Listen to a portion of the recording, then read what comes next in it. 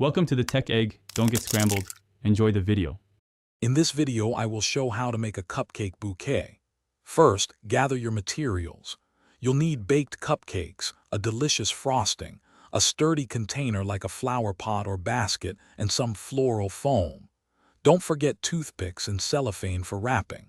Having everything ready before you start makes the process much smoother and more enjoyable. Let's get baking and decorating. Now let's build the foundation for your beautiful bouquet. Place a block of floral foam securely into your chosen pot or basket. This will be the anchor for your cupcakes. Next, cover the foam with green tissue paper or cellophane to mimic foliage, creating a lovely backdrop.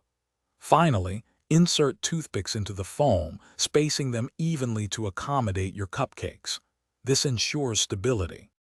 With your base ready, it's time for the fun part, decorating the cupcakes.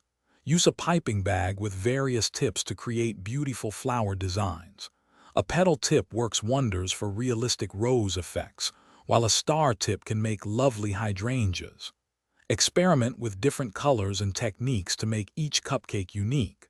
Don't forget to add edible pearls or sprinkles for a touch of sparkle. Almost done. Gently place each decorated cupcake onto a toothpick in your floral foam, arranging them to form a cohesive bouquet. Fill any visible gaps with extra tissue paper or artificial leaves to give it a fuller, more natural look. This makes your bouquet truly stunning. Remember to check the description for a link to the Shark AI Ultra Robot Vacuum and other great deals. It's perfect for keeping your kitchen spotless after all that baking. Enjoy your gorgeous, edible creation. Thanks for watching. Consider subscribing if I helped unscramble your problems.